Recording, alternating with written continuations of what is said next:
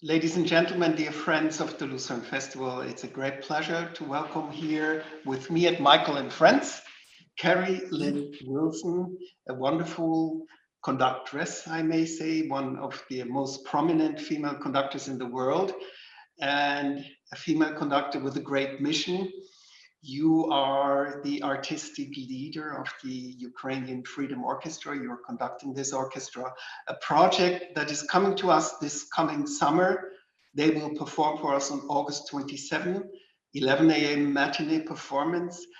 This project has been written about to great extent. It's called the Ukrainian Freedom Orchestra. What is behind this project? How did it start? And how did you come into connection with it?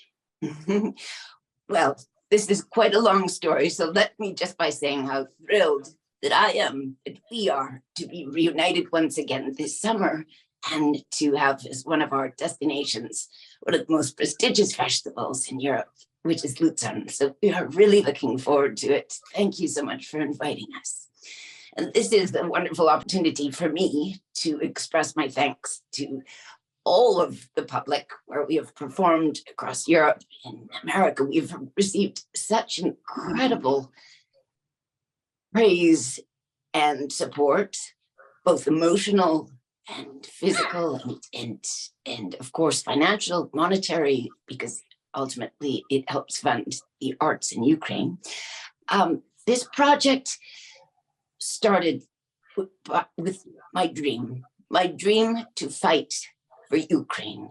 Now, I have cousins in Ukraine, one of which has joined the military since 2014. He went to Donbass immediately. He was an artist, he was a professor of journalism, he was a man who had no military experience, but he was determined to fight for his country. So he joined the army, and since the invasion of February 24th of last year, he's been at Donbass, and he's actually in Bakhmut right now. So even though we're quite distant cousins, I like to think we have the same sort of character. I'm certainly a fighter and somebody who likes to lead, obviously, as a conductor. And I felt this desperate yearning to do something at the start of the war, other than cry in sheer horror and be in disbelief. So what could I do? As a conductor, I had my baton, and my baton would become my weapon. So I had this idea to form an orchestra of refugees, because I was seeing, of course, the flow of refugees coming into Poland. And I thought there must be so much desperation. These people have been, their voices have been taken away. Of course, as artists, that's their entire being, their soul. So that was one way I thought that I could help. So it started by a dream, and I expressed this dream to my husband, who's the general manager of the Metropolitan Opera, Peter Gelb. To make a very long story short, I can give you a few other details as we go along, but it started with this idea that my mastermind husband turned into a reality. He thought of how he could logistically make this happen. And there were many elements, but he has a background as an impresario, as a master producer. He had lots of ideas, which came into fruition immediately. And all of a sudden, within about 3 to 4 weeks, we had an orchestra. We had on paper, we had an orchestra. We had the potential for a tour. We had dates set up in Europe. And eventually, we formed in July of last year, and it was in Warsaw. So I have to explain now. Here are some details. It was in Warsaw because my husband had the idea of reaching out to his colleague, the general manager of the Warsaw Opera, Waldemar Dubrovsky, with whom he has had a long relationship. As have I. I've conducted in Warsaw many times. And so he thought that this would be the absolute natural way to connect to Ukraine, because Poland being geographically so close, but also because Waldemar has all of the contacts. At the time we had approached him 2 weeks after the invasion, Waldemar actually was hosting refugees some of which were living in the theater in dressing rooms, and one of which was a violinist and ultimately is a member of the Ukrainian Freedom Orchestra. So Poland was our base. We met in Warsaw in July after forming this orchestra and having the collaboration with Oksana Holt, the agency who volunteered to represent us and find all of the venues for this tour. Let me just go back for 1 second. This tour was our mission to fight on the cultural front for Ukraine. It was our way of expressing to Putin that you cannot silence the artists of Ukraine, and you can't kill what is ultimately the soul of Ukraine, is their arts, their music. I've had a long history of working in Ukraine, going back to 2005 and 6, 2008, I worked at the opera. So I also have colleagues there, and that's why it all was so incredibly, it was really close to my heart and soul to form this orchestra, because I felt like it was my sisters and brothers I had to give a voice to. So we had the collaboration of the touring agency. That was our mission, to galvanize audiences on the stages of the most prestigious festivals in the world and just gain the support of the audiences and the financial support, of course, as well, but also for these musicians to express themselves. I mean, it was giving them a voice. I went to Warsaw about a month after I had this idea. So my husband, he contacted Valdemar. They had this understanding that, yes, we could form this orchestra with the support of the Minister of Culture of Poland and of Ukraine, with the help of funding from contacts at the Metropolitan Opera with my husband. And then when I flew to Warsaw 3 weeks later, I met with Valdemar and with the principal trumpet player of the Warsaw National Opera. He is Ukrainian. So I sat down with him because we had the idea. He had a lot of contacts, a lot of colleagues who he grew up with who have now been displaced or have fled Ukraine, and some of which who stayed in Ukraine. So he quickly made a lot of phone calls, and within a couple of weeks, we had 75 eager and willing and passionate musicians who all came together in July. Now I skip ahead to form a military musical boot camp, is what I like to call it, 10 days of rehearsals before our inaugural concert in Warsaw on July 26, I believe, last year. This would be our concert to embrace the Polish public and thank them before embarking on this incredible tour, which ultimately took us through. It started at the BBC Proms, it went to Edinburgh, to Hamburg, Berlin, Munich, Orange, at the Concertgebouw, and New York Lincoln Center, and finally at Washington, the Kennedy Center. So it was a tour that was supposed to represent a symbolic, it was a symbolic tour to fight on the cultural front. What happened, Michael, was that the passion and musicality of these musicians was extraordinary. I had no idea what to expect when I formed this orchestra. 10 days is not so much to perform Brahms' 4th Symphony, Dvorak's New World Symphony, Valentin Silvestrov, the Ukrainian composer, his 7th Symphony, Chopin Piano Concerto, Beethoven Aria, Absholka, with Lyudmila Monastirska. This was a huge project. And to accomplish what they did in 10 days was really extraordinary. So I was impressed, everybody else was impressed, and we thought, we can't let this just come to an end. It was so extraordinary that we decided that this mission will continue forever. It's an orchestra that was formed out of a tragedy, of a worldwide tragedy. And because this invasion has not come to an end, this war is certainly continuing. It's not peacefully ending anytime soon. This is extremely important that we keep the attention, the worldwide attention, focused on this desperate and getting even more desperate situation in Ukraine. So we're very, very excited to join again this summer. The same idea, starting in Warsaw and going to different venues this year, one of which is Lucerne. We're so excited. Well, we're really greatly looking forward to it. It's going to be a very, very important concert at this year's festival. We were all terribly shocked in complete disbelief on February 24, 2022. It seems things are even getting worse, Yes. which is hard to believe and to think about. And still, we are in complete belief that the fight must be continued and that should not be given in. And at the same time, always the question arises, you know, freedom and peace, how close are they together? And it has become clear that, you know, this is one of the most unfortunate situations in the world right now, and a conflict that doesn't seem to have a resolution yet.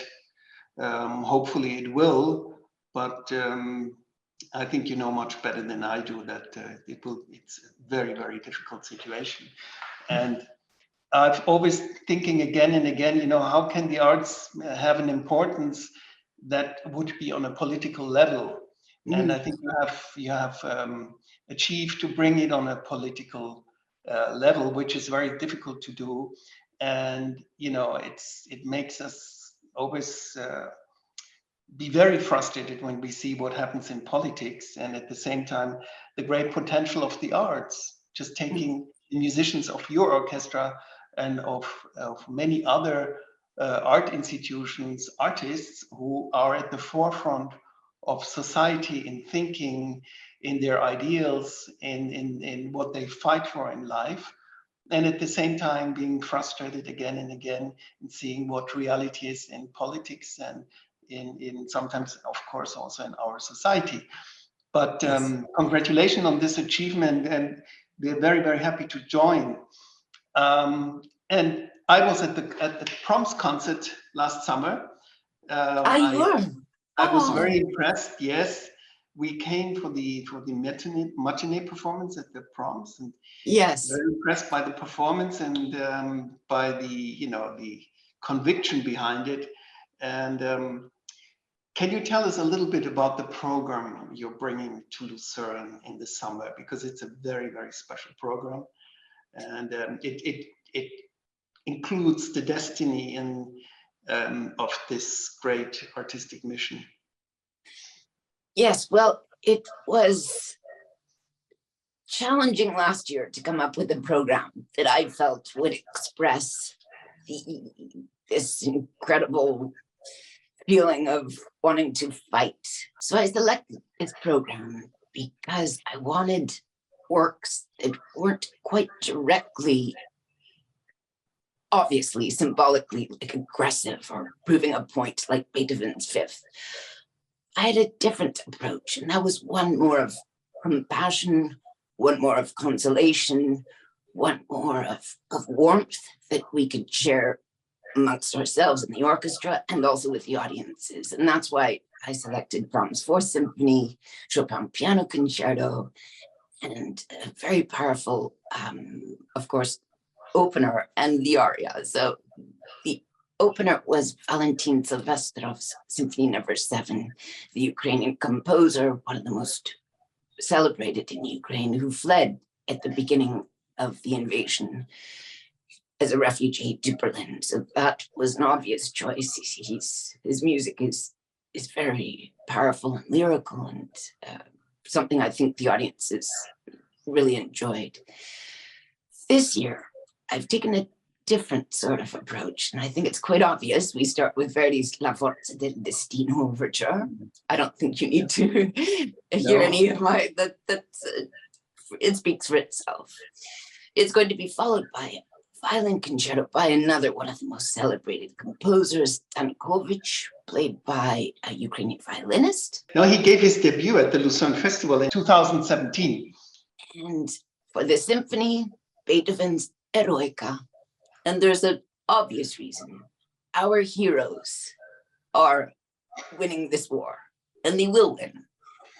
I'm so proud of the strength and determination and willpower of the Ukrainian people. My cousins, I have the most respect for. It's beyond inspiration. When I wake up in the morning and I have just a little bit of complaining, it's immediately silenced, because what they are going through is extraordinary and a true test on the human stamina, willpower, and their souls are the most beautiful. So the Eroica is to celebrate them and the ultimate victory of Ukraine.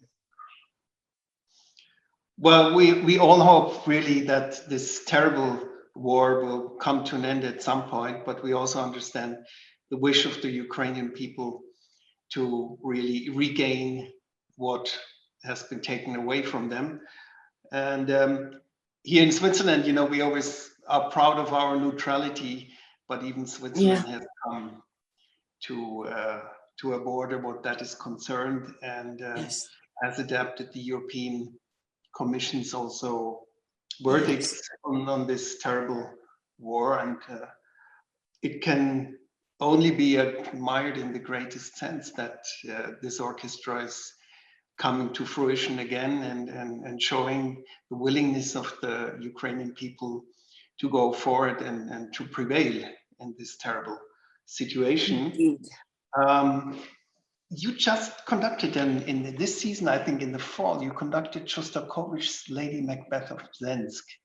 Yes. And you know, it's obviously a Russian composer, which is maybe a difficult terrain at the moment to talk about. But what Shostakovich achieved with this composition, in the mood and atmosphere, in describing, you know, the dictatorship in Russia at those times, and in the Stalinistic times, comes so close to where we are right now. And I saw a performance now in Hamburg conducted by Kent Nagano, which was most impressive. And this piece comes so close to where we feel ourselves right now in terms of what the stability in the world is concerned, and then the threat of dictatorships, and that seem to be growing. I can start by saying Shostakovich is my favorite composer, at least one of the top 5. And I've always been fascinated by his history, how he dealt with the communist regime, how he survived this political environment and still maintained this incredible creativity and output. What he suffered always fascinated me. I read every book about him, and all of a sudden, we, the Ukrainians, are experiencing the same thing. 100 years later, less, of course, but the Soviet period is no different than what's happening in Putin's Russia. I was a frequent guest conductor at the Bolshoi up until the invasion. This came to a halt, but not my love for the Russian people, those who aren't on the side of the Putin regime, nor its culture. I love Russian history. I'm fascinated by it. I love Russian literature, poetry, and of course its music. I've been very passionate about performing Russian music, and always will. This week I'm in Parma conducting Prokofiev's 5th Symphony, Rachmaninoff's 2nd Piano Concerto. I was very clear at the start of the invasion that we can't hold Russian composers, artists hostage to this war. I mean, Tchaikovsky is innocent. Dostoevsky is innocent. These aren't, you know, why should they be held victims? So it was fascinating. On the heels of the tour, the very first week after the tour finished, I was at the Metropolitan Opera starting rehearsals for Shostakovich's Lady Macbeth. This is a work that was banned after its great success for 2 years in Moscow and St. Petersburg in Russia and worldwide, by Stalin. Putin is no different than Stalin. What's wonderful is that this piece will live on, and Stalin and Putin will be long gone, but the beauty and what Shostakovich says in this opera lives. He made a he mocked the Stalinist regime in this. He mocked dictatorship. He mocked oppression. It was a perfect statement to make. I felt, for me, getting in the pit of the Met and being able to have these forces, of course, the orchestra, the incredible music of his most incredible work, I think, Shostakovich, this Lady Macbeth. It felt I was fighting again after the Ukrainian Freedom Orchestra. It was hard to see it come to an end, but this was another way of shouting out against oppression. And, you know, I feel for my colleagues in Russia. They also have had their voices taken away. So being able to perform Shostakovich empowers you. It's something that, like the cliche, art speaks much louder than words, as does music.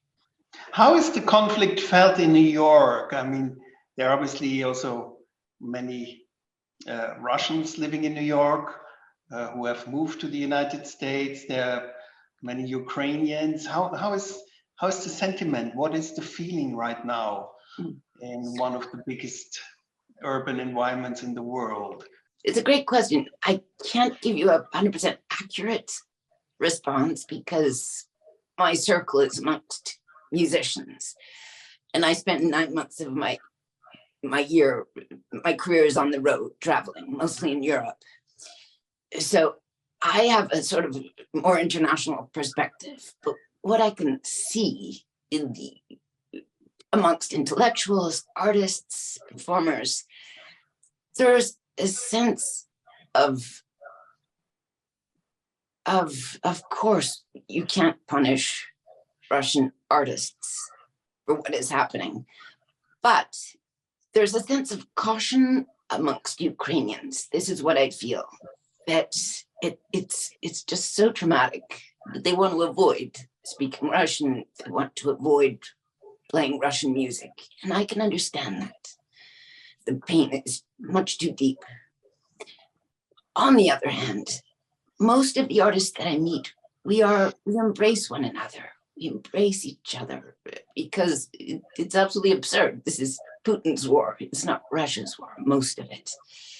It's the people who have good souls, people who are decent human beings who care for one another. This is about humanity. And I believe that the good people, I won't say if they're Russian, Ukrainian, or Icelandic, or Swedish, the good people see what life is about and how, even when this war ends, we have to ultimately all embrace one another and look forward into the future, a better future, one of compassion and respect for one another. So that's my approach. If I see adversity, I avoid it. And if that happens to be Russians who believe in Putin's regime, I avoid that, shut it out of my life. On Saturday, after my final performance here in Parma, I'm going to Ukraine, to Lviv. Yes, I had the idea of performing there for the first-year anniversary, of course, a concert. So I'm going to be performing with the Lviv National Opera, a performance of Verdi's Requiem, and a piece by a Ukrainian composer called Bucha Lacrimosa by Victoria Polyova, which was composed to honor the victims of Bucha. It's a very special concert. I hope we have enough electricity for it to happen, but I will definitely be there with my concertmaster of the Ukrainian Freedom Orchestra, Marko Komonko. He will be playing. So it's very exciting, and I can't wait to, just perform in Ukraine and express to the people of Ukraine how close and how much we love them. So it's the least I can do, and that's why I'm fighting constantly. So I feel like this is very special. I wish you could be here too, in Ukraine. Keri-Lynn, thank you so much for joining us for this precious time of yours. Thank you so much. We are tremendously looking forward to this great concert of yours with the Ukrainian Freedom Orchestra on August 27 in Lucerne, and hoping to see you before when I come back to New York. And yes, give my best to everybody in the orchestra, and thank you for all what you do to preserve also the soul of the Ukraine in this terrible war. And I'm sure it will become a good solution for the Ukraine, where I'm absolutely positive. And hoping that, of course, at the end of the day, at the end of this conflict, that we can all move together again and in some somewhat more hopeful spirits than they are right now. But I think that the arts have the power of doing that, and we should keep at it and believe in it. And you're doing that together with all the artists in the orchestra. Thank you so much, and all the best for your concert in Lviv, and be very safe, and great success. Дуже дякую. And слава Україні!